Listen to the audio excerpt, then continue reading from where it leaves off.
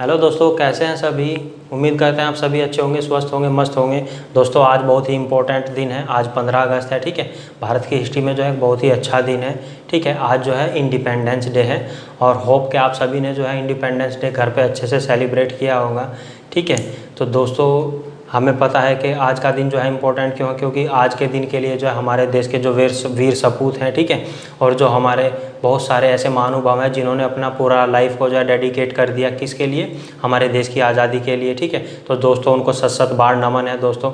और आप सभी को भी जो है अपने देश के प्रति और राष्ट्र के प्रति प्रेम होना चाहिए, ठीक है दोस्तों। क्योंकि जहाँ हम रहते हैं, जिसने हमें सब कुछ दिया है, रहना खाना पीना, ये ताज़ी हवा, ये आज़ादी, ठीक है, ये सब क्या है, सिर्फ उन्हीं की देन है। जो लोग क्या किए, हमारे लिए अपनी लाइफ को न्यौछावर कर दिए। तो दोस्तों उनके बलिदान को कभी नहीं भूलना चाहिए। अगेन आई सैल्यूट, ठीक है। तो दोस्तों हम जो है फिर आज मैं अपना यूजीसी नेट फर्स्ट पेपर का लेक्चर नंबर 12 लेकर के आपके सामने प्रेजेंट हुआ हूँ, ठीक है। और लास्ट लेक्चर में मैंने जो है मेमोरी के बारे में आपको बता दिया था ओवरव्यू कि मेमोरी जो है कितने टाइप की होती है, ठीक है। और मैंने ये पूछा था आपसे, 3 चीज़ का फुल फॉर्म पूछा था, ठीक है। कुछ लोग रिप्लाई दिए और कुछ लोग नहीं भी। लेकिन दोस्तों आपसे फिर एक बार मैं बोल देता हूँ कि जब भी आप वीडियो देखें तो एक बार क्या करें कि ज़रूर जो है उस पर कमेंट ज़रूर कर दें, ठीक है। कमेंट और लाइक ज़रूर कर दें, ठीक है।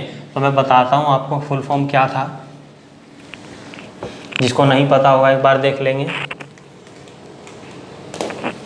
ठीक है। VSNL, सबसे पहले क्या था, VSNL, ठीक है। VSNL मतलब विदेश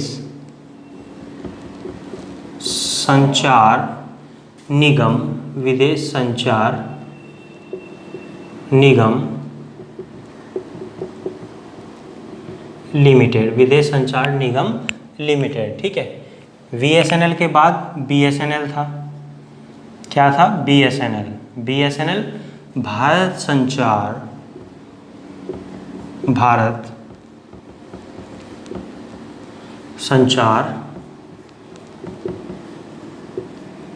निगम लिमिटेड, भारत संचार निगम लिमिटेड, ठीक है। BSNL के बाद फिर था MTNL। लास्ट क्या था, MTNL। तो MTNL मतलब महानगर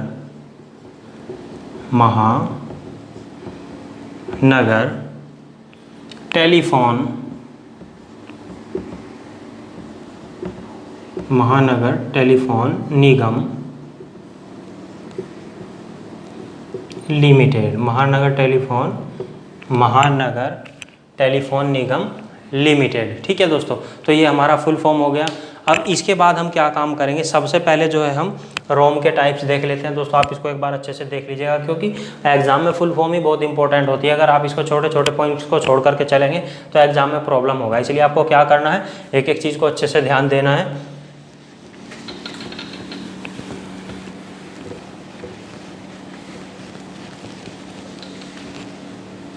ठीक है, सबसे पहले अब हम देखते हैं क्या types of Rome,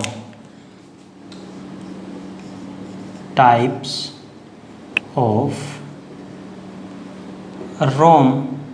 of ROM. दोस्तों मैंने बता दिया था रोम कैसी मेमोरी है, फिक्स मेमोरी है, ठीक है। जिसको अगर आप ये समझना होगा रोम और रैम के बारे में, तो मेरा लेक्चर जो है पिछले वाला लेक्चर जा करके देख सकते हैं मेरे चैनल पे, और मैं उसका लिंक जो है डिस्क्रिप्शन में डाल दूंगा, ठीक है। तो यहाँ आप देखेंगे सबसे पहले पी रोम। सबसे पहले क्या है, P ROM,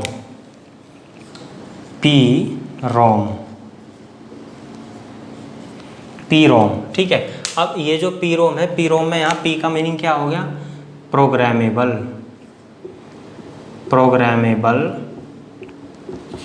read only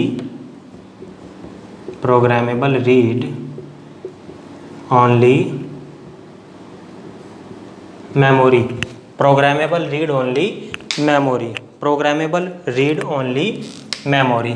next EPROM, next क्या है, ईपी रोम। नेक्स्ट क्या है दोस्तों, ईपी रोम, ठीक है। तो ईपी रोम का मतलब क्या है, इरेजेबल। दोस्तों ई का मतलब क्या हो जाएगा, erasable, programmable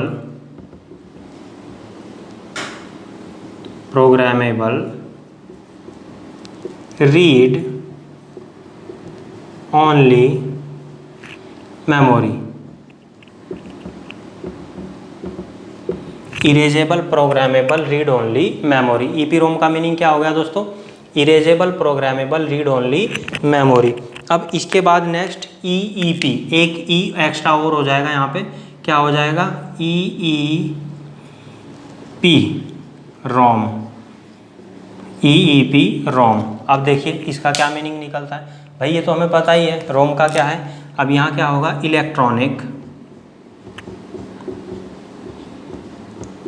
electronic erasable, electronic erasable programmable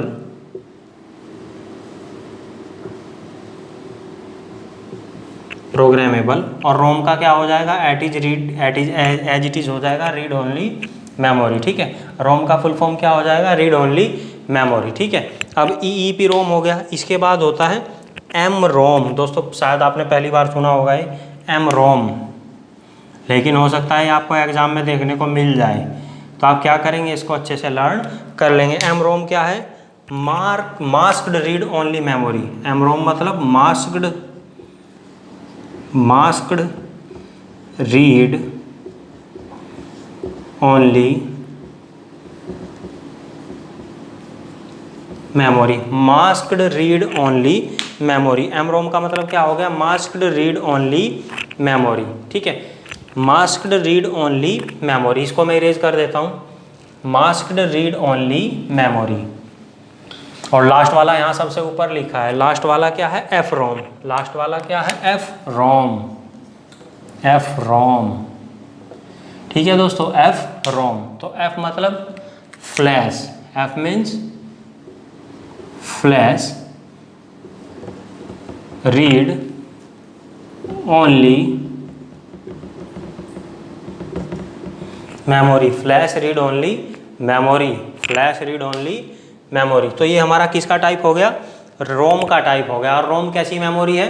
रोम दोस्तों मैं अभी फिर से एक बार रिपीट कर देता हूँ, फिक्स मेमोरी है, जिसमें क्या होता है कंप्यूटर को अगर शट डाउन करें, ऑन करें, ऑफ करें तो उसके ऊपर कोई चेंज नहीं पड़ेगा, इसीलिए फिक्स मेमोरी है। और इसको तैयार करते टाइम ही टोटल इन्फॉर्मेशन या डेटा इसके अंदर इंसर्ट कर दिया जाता है। तैयार करते टाइम मतलब जब इसको बनाया जाता है, किसको? रोम को। क्लियर? ठीक है, अब इसके बाद दोस्तों देखेंगे हम किसका टाइप देखेंगे, इसके बाद हम टाइप देखेंगे किसका? Types of RAM. तो दोस्तों आपने नोट कर लिया होगा आई होप। अब इसके बाद हम किसका टाइप देखेंगे? रैम का। कैसी मेमोरी है रैम? टेम्परेरी है या फिक्स? ठीक है, तो रैम जो है कैसी मेमोरी है? टेम्परेरी मेमोरी है। रैम कैसी मेमोरी है? टेम्परेरी मेमोरी है। अब टाइप देख लेते हैं, टाइप्स ऑफ रैम। और रैम का फुल फॉर्म आप जानते ही होंगे, random access memory, random access memory. सबसे पहले डी रैम, सबसे पहले क्या? D RAM, D RAM. अब डी रैम का मतलब क्या होगा दोस्तों? Dynamic random. क्या है? S D RAM. नेक्स्ट क्या है? S D RAM. अब देखेंगे एस का मतलब क्या होगा? सिंक्रोनस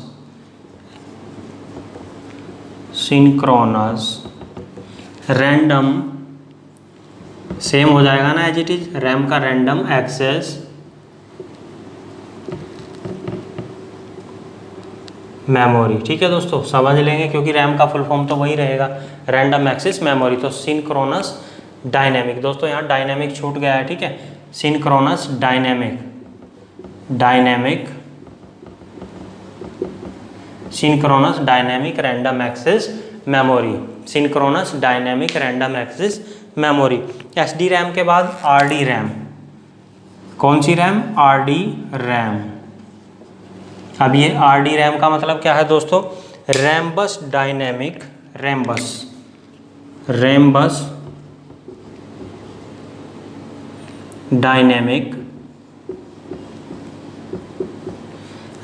डायनेमिक और रैम का क्या हो जाएगा? Random access memory. रैम का क्या हो जाएगा? Random access memory. तो Rambus dynamic random access memory.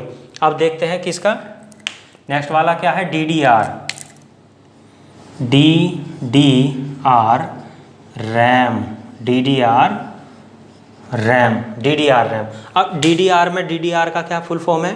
Double data rate, double data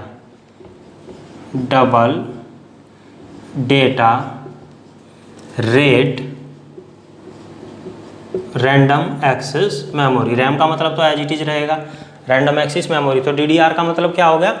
double data rate random access memory, double data rate random access memory. ठीक है, तो दोस्तों इसको मैं इरेज करता हूँ, फिर आगे के लिए नोट करेंगे। आप अच्छे से नोट कर लीजिएगा इसको।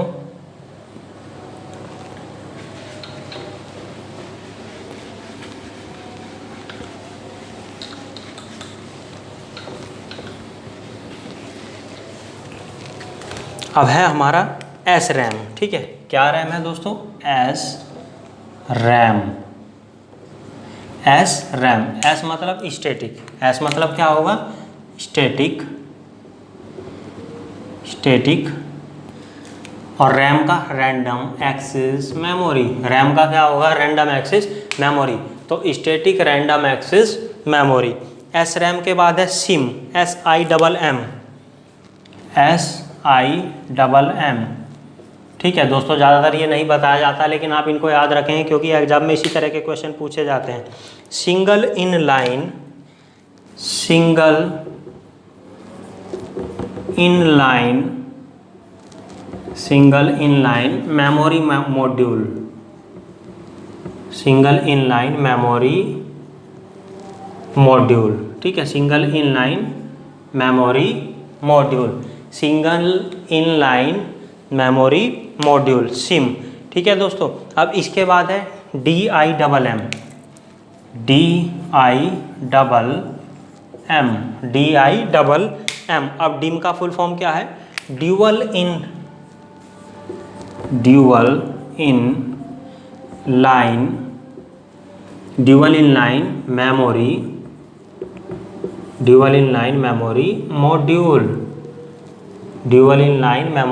Module, dual in line memory module. ठीक है, ये डिम हो गया। अब डिम के बाद SO डिम। ठीक है, SO डिम, SO डिम। दोस्तों ये वो मेमोरी है, वो रैम है जो लैपटॉप वगैरह में लगती है, SO डिम। ठीक है, लैपटॉप में क्या लगती है? SO dim. और ये अलग अलग चैनल की होती है, सिंगल चैनल, डबल चैनल। ठीक है, और 4GB, 8GB, 16GB, है ना, 32GB, इस तरह से जो है रैम होती है, रैम का साइज होता है। ये SO डिम जो है कहाँ लगती है? लैपटॉप में लगती है। अब इसका फुल फॉर्म देख लेते हैं। Small outline dual, small outline dual in memory, in memory module. ठीक है, तो दोस्तों इसका फुल फॉर्म क्या होगा? Small outline dual in memory module, small outline dual in line. ठीक है, इन लाइन मेमोरी मॉड्यूल। अब लाइन कहाँ गया दोस्तों? यहाँ से लाइन गायब है। ठीक है, ड्यूअल इन लाइन। ठीक है, क्या होगा? Dual in line memory module. तो यहाँ याद रखेंगे कि यहाँ कहीं भी L नहीं है, यहाँ क्या है? L नहीं है। ठीक है, फिर भी यहाँ क्या है? लाइन है, small outline dual in line memory module. Student यही एक्चुअली कन्फ्यूजन होता है। ठीक है, हम सोचते हैं कि बस जो यहाँ दिया है केवल वहीं यहाँ भी दिया होगा, लेकिन नहीं, यहाँ क्या है? ये L यहाँ कहीं नहीं है, लेकिन L यहाँ दिया है, इसलिए थोड़ा सा आप ध्यान देंगे। ये इन लाइन मेमोरी मॉड्यूल। तो कन्फ्यूजन किसी से भी हो सकता है, लेकिन अगर आप यहाँ समझ लेंगे तो आगे पहचानने में कोई दिक्कत नहीं होगी। ठीक है, तो दोस्तों अब इसको मैं इरेज कर देता हूँ, आप अच्छे से समझ गए होंगे टाइप।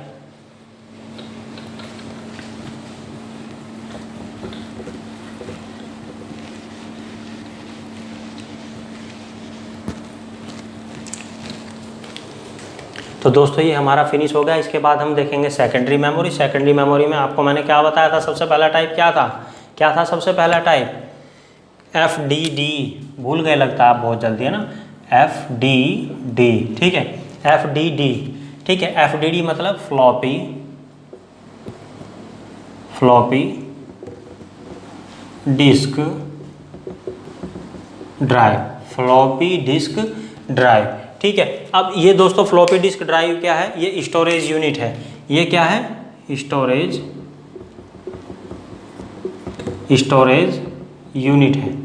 ये क्या है, स्टोरेज यूनिट है, ठीक है, स्टोरेज यूनिट है। और क्या होता था जो सबसे पहले, ठीक है, सबसे पहले जो है किसका यूज़ किया जाता था डेटा स्टोर करने के लिए, एफडीडी का ही यूज़ किया जाता था। किसका यूज़ किया जाता था, एफडीडी का। लेकिन इसके अंदर जो है डेटा स्टोर करते थे कैसे, वेरी लेस क्वांटिटी, ठीक है, वेरी लेस क्वांटिटी में, ठीक है। और हाईएस्ट कितना डेटा होल्ड कर सकती थी ये, 1.44 MB, 1.44 MB मतलब समझ गए होंगे आप सभी। MB का मतलब क्या है, नहीं समझे होंगे तो कोई बात नहीं, हम समझाएंगे ना आगे जब लेक्चर में पढ़ाएंगे। क्या पढ़ाएंगे, data measuring units in computer, ठीक है। तो हाईएस्ट जो है इसके डेटा होल्ड करने की कैपेसिटी कितनी है, 1.44 MB। लेकिन आजकल हम बात किस में करते हैं दोस्तों, GB में, TB में, YB में, PB में, EB में, ठीक है। लेकिन तब उस टाइम इतना ज़्यादा टेक्निक डेवलप नहीं थी, तो FDD फ्लॉपी डिस्क ड्राइव से ही काम चलाते थे। और फ्लॉपी डिस्क ड्राइव जो है, ड्राइव का मतलब क्या है कि जैसे क्या होता है, आपको कोई DVD या CD चलाने के लिए प्लेयर की ज़रूरत पड़ती है। किसकी ज़रूरत पड़ती है, प्लेयर की। तो ठीक वैसे ही क्या है, जो फ्लॉपी का जो डिस्क है, ठीक है, डिस्क मतलब एक कैसेट है, ठीक है, डिस्क मतलब क्या है, एक कैसेट है। इस कैसेट को चलाने के लिए किस चीज़ की ज़रूरत पड़ती थी, फ्लॉपी डिस्क ड्राइव की। तो हमें क्या काम करना पड़ता था, छोटे छोटे डेटा को स्टोर करने के लिए डिस्क का यूज़ करना पड़ता था। किसका यूज़ करना पड़ता था, डिस्क का। और डिस्क कौन सी, फ्लॉपी, कौन सी डिस्क, फ्लॉपी डिस्क का यूज़। तो हमारे पास क्या होता था, बहुत सारे सॉफ्टवेयर और डेटा की एक तरीके से लाइब्रेरी बन जाती थी। इस तरह की सीडीज़ को इकट्ठा करते करते हम क्या करते थे, अपनी अलमीरा को फुल कर देते थे, क्योंकि सभी में क्या करते थे, थोड़ा थोड़ा डेटा डाल करके अपने पास रख लेते थे। तो आपने देख ही लिया कितना कम डेटा स्टोर कर सकते थे, ठीक है। तो ये हमारा क्या हो गया, फ्लॉपी डिस्क ड्राइव। अब ये जो फ्लॉपी डिस्क ड्राइव है दोस्तों, फ्लॉपी डिस्क ड्राइव, ये वाली डिस्क, ठीक है, ये जो है प्लास्टिक की बनी होती है। किसकी, प्लास्टिक की, ठीक है। और इसके ऊपर कोटिंग रहती है किसकी, माइलर की, MYLAR, माइलर की कोटिंग रहती है। किसकी कोटिंग, माइलर की कोटिंग रहती है इसके ऊपर। और ये डिस्क किस चीज़ की बनी है, प्लास्टिक की बनी होती है। क्लियर, थोड़ा मैग्नेटिक होती है इसको, इसमें क्या होती है, मैग्नेट लगी होती है। तो इसको थोड़ा, जो इसका डिस्क है, ये अंदर वाला जो सर्किल है, इसको इधर उधर हल्का फुल्का रोटेट किया जा सकता है, ठीक है। तो ये हो गया हमारा फ्लॉपी डिस्क ड्राइव। तो सबसे पहले यही यूज़ की जाती थी। अब बात करेंगे किसके बारे में, न्यू टेक्नोलॉजी में HDD,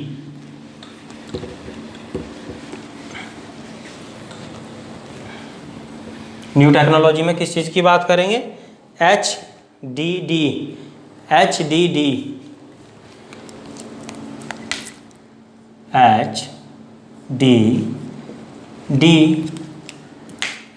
मतलब hard disk drive,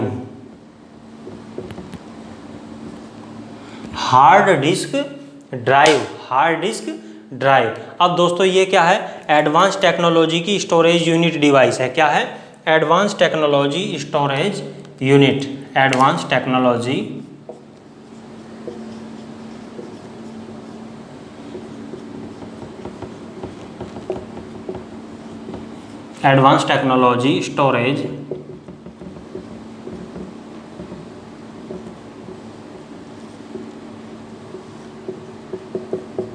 storage unit, advance technology storage unit है। यूनिट मतलब कि इसको जो है कंप्यूटर में अगर एक बार लगा दिया जाता है तो इसको दोबारा हम नहीं हटाते हैं। क्यों, क्योंकि ये क्या है, बहुत ही जल्दी ख़राब होने का इसका चांस रहता है। इसीलिए क्या करते हैं, इसको एक बार लगाने पर जल्दी से नहीं हटाते हैं, ठीक है। लेकिन हाँ, लैपटॉप में थोड़ा एक्सेप्शन है जो हम समझ सकते हैं। लैपटॉप के लिए क्या है कि जो हमारी एक्सटर्नल हार्ड डिस्क आती है उसको हम इसके साथ, लैपटॉप के साथ लगाया हटा सकते हैं। लेकिन जो उसकी इंटरनली है उसको हम बार बार नहीं निकाल सकते। लेकिन किसको निकाल सकते हैं, जो एक्सटर्नल हार्ड डिस्क है, ठीक है, जो एक्सटर्नल आप खरीदते हैं ना डेटा स्टोर करने के लिए बाहर से अलग से, ठीक है, तो वो इसके साथ लगाई हटाई जा सकती है, लेकिन इसको बार बार लगाया हटाया नहीं जा सकता है, ठीक है।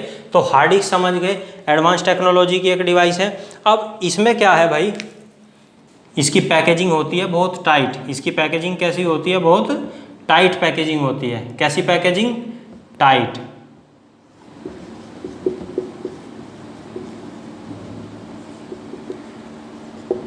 टाइट पैकेजिंग होती है। क्यों होती है टाइट पैकेजिंग, कि अगर इसके अंदर हल्का सा भी एयर या किसी भी तरह का मॉइस्चर एंटर कर गया तो ये पूरी डिवाइस जो है जल्दी ख़राब हो जाती है, ठीक है। तो ये जो है, अब इसके अंदर क्या लगा है, एक डिस्क लगा है। क्या लगा है, एक डिस्क लगा है, ठीक है।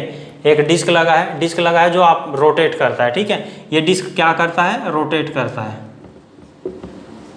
डिस्क रोटेट करता है, ठीक है।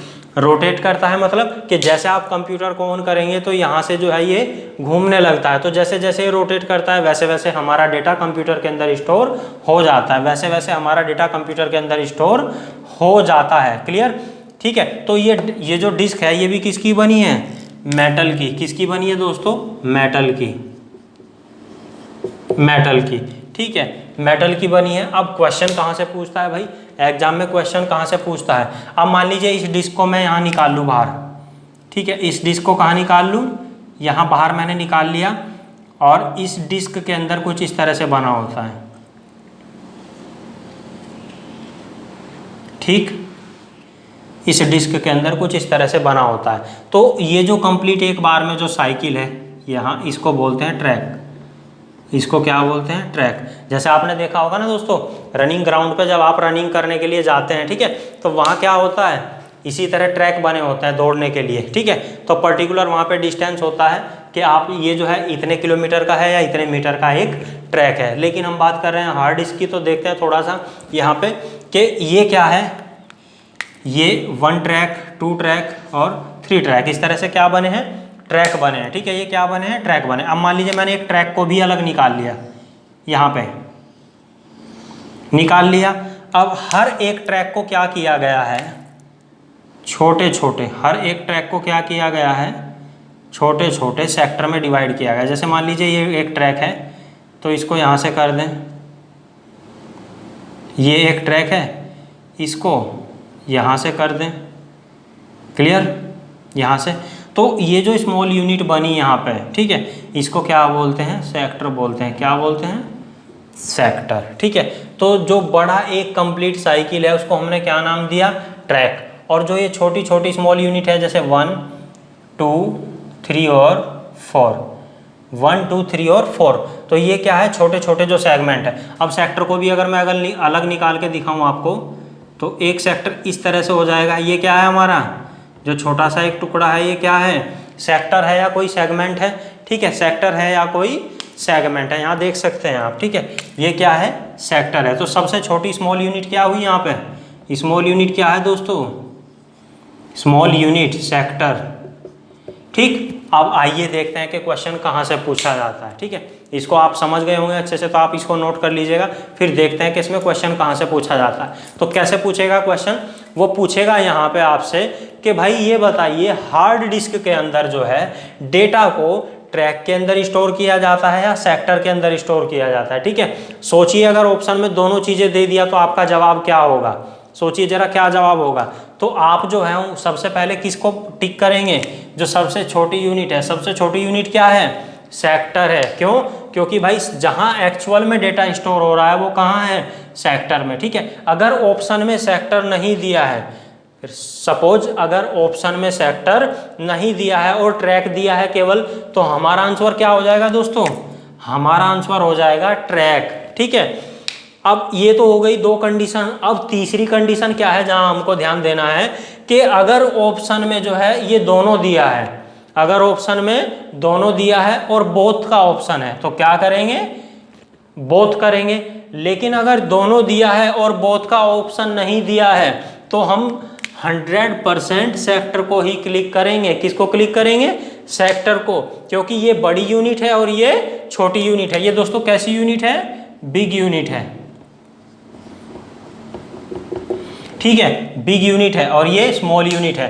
तो याद रखेंगे कंडीशन फिर से एक बार सुन लीजिए। अगर दोनों को दिया है और बोथ का ऑप्शन दिया है तो बोथ करेंगे, और अगर दोनों को दिया है बोथ का ऑप्शन नहीं है तो आप क्या काम करेंगे, सेक्टर को ही सेलेक्ट करेंगे। अगर हाँ सेक्टर नहीं है और ट्रैक दिया है तब हम केवल किसको सेलेक्ट करेंगे, ट्रैक को सेलेक्ट करेंगे। तो यहाँ आई थिंक आप समझ गए होंगे कि क्वेश्चन किस तरह से पूछा जाता है, और इसीलिए आपको कन्फ्यूजन हो जाता है। क्योंकि क्या होता है, आप किसी भी डिफरेंट बुक में आप पढ़ेंगे तो ज़्यादातर आप डिटेल नहीं देखेंगे, बस ओवरव्यू देखेंगे और छुट्टी। और फिर एग्जाम में क्या होता है, आपसे जब क्वेश्चन पूछा जाता है तो कहते हैं यार कंप्यूटर में पढ़ा तो हमने बहुत था ICT में, लेकिन समझ नहीं आया कि क्वेश्चन कहाँ से उठा के पूछ रखा है। तो दोस्तों इसीलिए सबसे पहला पॉइंट जरूरी है कि अगर आप किसी भी एग्जाम को देना चाह रहे हैं, ठीक है, और आपके अंदर लगन है कि मुझे एग्जाम पास करना है, तो आपके लिए सबसे ज़रूरी चीज़ क्या है, आपको सिलेबस कवर करना पड़ेगा। उस सिलेबस की जो है जड़ उसको खोजना पड़ेगा, उसको सर्च करना पड़ेगा। इसीलिए क्या होता है कि सभी स्टूडेंट का क्वालिफाई नहीं हो पाता है, सभी स्टूडेंट एग्जाम पास नहीं कर पाते हैं, केवल कुछ ही कैंडिडेट एग्जाम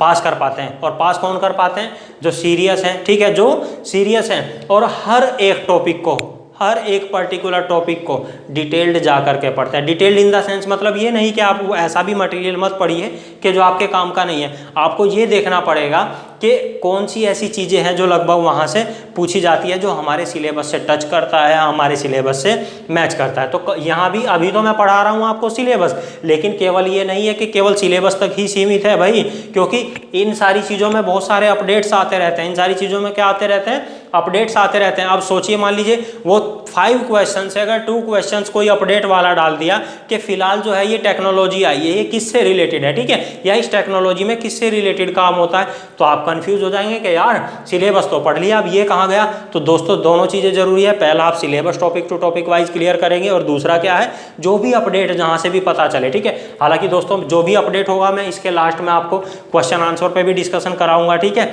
और क्या करूँगा, जो भी अपडेट निकल करके आएगा इससे रिलेटिव मैं बताऊँगा। इसलिए क्या होता है दोस्तों, मेरा बताया हुआ जो भी मैंने पढ़ाता हूँ सिलेबस में, इसलिए क्या होता है उसमें हर बार कम से कम 5 क्वेश्चन लग ही जाता है। जो लास्ट का हमारा सेशन पर डिस्कशन चलेगा, तो अपना बस अटेंशन और फोकस बना के रखिए, ठीक है, फोकस मत तोड़िए और अपना काम करते चले जाइए। Hand to hand notes prepare करिए, और जहाँ थोड़ा बहुत अगर यहाँ मिस्टेक लग जाता है कि कुछ मिस्टेक लग रहा है, हो रहा है, ठीक है, तो उसको क्या करना है, आपको करेक्ट कर सकते हैं। हालांकि मैं पूरी कोशिश करता हूँ कि क्या हो, आपके लिए इफेक्टिव तरीके से तैयार किया जाए, लेकिन ठीक है आपको थोड़ा अटेंशन में रहना है ना, और अच्छे से काम करिए, कोई दिक्कत नहीं है, हो जाएगा, ठीक है। तो ये हार्ड डिस्क हो गया, समझ गए कहाँ से क्वेश्चन पूछा जाता है, ठीक है। इसको हम इरेज कर देते हैं अब दोस्तों। हार्ड डिस्क, ये हमारा क्या कंप्लीट हो गया, हार्ड डिस्क कंप्लीट। अब इसके बाद क्या था, CD DVD, इसके बाद क्या है, CD एंड DVD, इसके बाद क्या है, CD और DVD, CD DVD, ठीक है। अब CD का फुल फॉर्म आपको पता है दोस्तों, CD मतलब कॉम्पैक्ट डिस्क, CD मतलब compact disc, CD compact disc, और DVD डिजिटल वर्सटाइल डिस्क, ठीक है। अब ये जो डिस्क है CD और DVD, ये प्लास्टिक की बनी होती है। कैसी, प्लास्टिक की बनी होती है। कैसी बनी होती है, प्लास्टिक की। किसकी बनी होती है, प्लास्टिक की, और प्लास्टिक की बनी होती है, और मैग्नेटिक है। मैग्नेटिक का मतलब कि इनके ऊपर जो डेटा को रीड एंड राइट किया जाता है वो लेजर लाइट से किया जाता है। किससे, लेजर लाइट से या लेजर बीम से, ठीक है, लेजर बीम से। अब यहाँ जब भी इनके ऊपर कोई डेटा रीड एंड राइट किया जाता है तो किसकी हेल्प ली जाती है, लेजर लाइट की ली जाती है। ये प्लास्टिक की बनी हुई कैसी डिस्क है, सर्कुलर, प्लास्टिक की बनी हुई कैसी डिस्क है, सर्कुलर डिस्क है, प्लास्टिक की बनी हुई सर्कुलर डिस्क है, ठीक है। अब बात करेंगे स्पेस की, बात करेंगे किसकी, स्पेस की, कि कौन सी मेमोरी में कितना ज़्यादा स्पेस होगा और किस में कितना स्पेस होगा। तो यहाँ दोस्तों आप सभी जानते ही होंगे CD मतलब जो बहुत शाइनिंग वाली है, ठीक है, CD क्या है, बहुत शाइनिंग वाली होती है, और इसमें जो है इसके कंपैरिजन में small amount data, small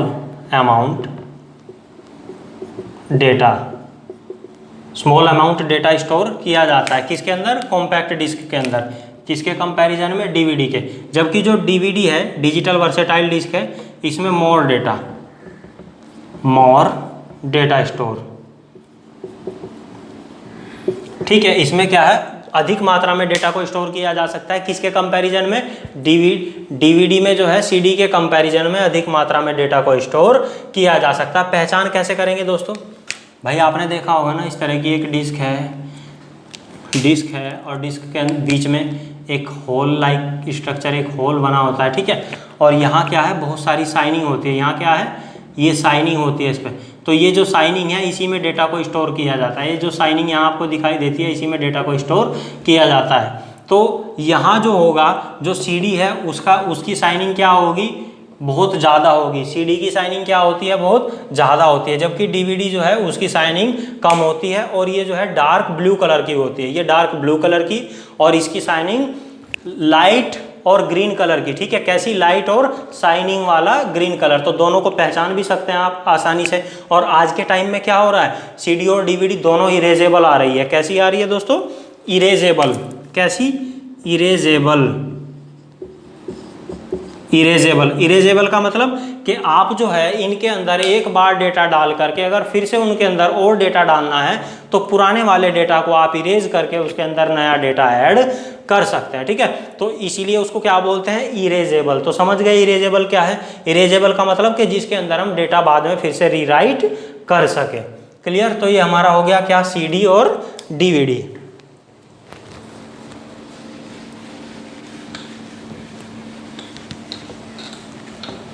CD DVD. अब इसके बाद दोस्तों मैग्नेटिक टेप। इसके बाद क्या है, मैग्नेटिक टेप।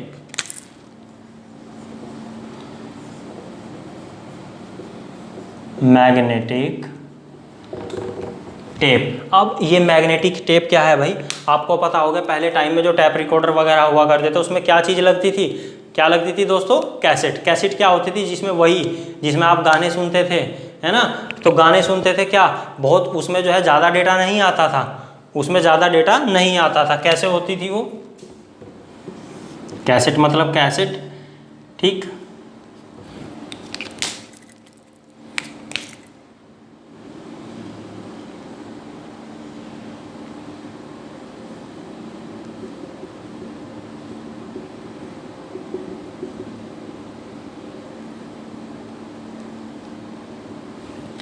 और यहाँ क्या होता था, इसमें मैग्नेटिक टेप होती थी। क्या होती थी दोस्तों?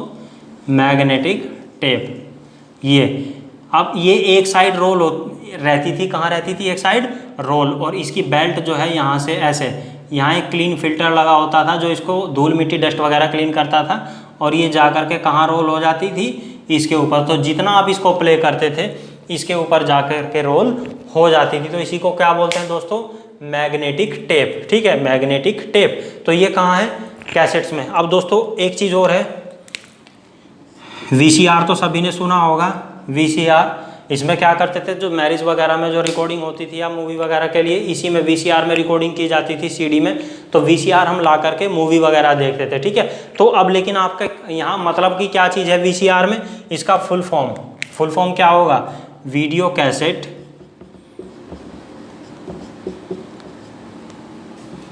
रिकॉर्डर। Video cassette recorder. ठीक है दोस्तों, तो वीसीआर का फुल फॉर्म क्या हो गया? Video cassette recorder. Video cassette recorder. तो समझ गए होंगे आप वीडियो कैसेट रिकॉर्डर का मतलब। चलिए दोस्तों, इसके बाद अब मेमोरी कार्ड मुझे बताने की ज़रूरत नहीं है, क्योंकि मेमोरी कार्ड आपको पता है। मेमोरी कार्ड क्या है? माइक्रोचिप है। मेमोरी कार्ड क्या है? माइक्रोचिप है, जिसको आप क्या करते हैं, अपनी डिवाइस के साथ लगा और हटा सकते हैं। किसकी हेल्प से? यूएसबी कार्ड की हेल्प से। किसकी हेल्प से? यूएसबी कार्ड की हेल्प से। ठीक है दोस्तों, तो ये आप समझ गए होंगे। तो आज के लिए जो है मेरा आपसे क्वेश्चन है, उसको आप नोट कर लेंगे और कमेंट सेक्शन में आंसर जरूर देंगे मुझे। ठीक है, तो पहला क्वेश्चन है मेरा बेसिक का फुल फॉर्म, BASIC बेसिक। दूसरा फुल फॉर्म है दोस्तों आपसे ASCII। ठीक है, दो फुल फॉर्म है। और तीसरा फुल फॉर्म हो गया DSL। ठीक है, तो दोस्तों तीन फुल फॉर्म, बेसिक, ASCII और DSL, ASCII। ठीक है दोस्तों, तो होप के आप सभी जो है अच्छे से मेरी वीडियो को देख रहे होंगे और आप जो है इसका आंसर कहाँ देंगे, कमेंट सेक्शन में। और दोस्तों आप सभी अच्छे से जो है क्या काम करें, अपने दोस्तों के साथ मेरी वीडियो को शेयर कर सकते हैं, ठीक है, या सोशल साइट पे कहीं भी आप जो है इसको डाल सकते हैं। तो दोस्तों इससे क्या होगा, हमारा चैनल भी प्रमोट होगा और जैसे जैसे हमारे चैनल ग्रो करेगा वैसे वैसे हम इस पर टॉपिक्स और डालना शुरू कर देंगे, ठीक है दोस्तों। तो bye, take care everyone, again जय हिंद, जय भारत।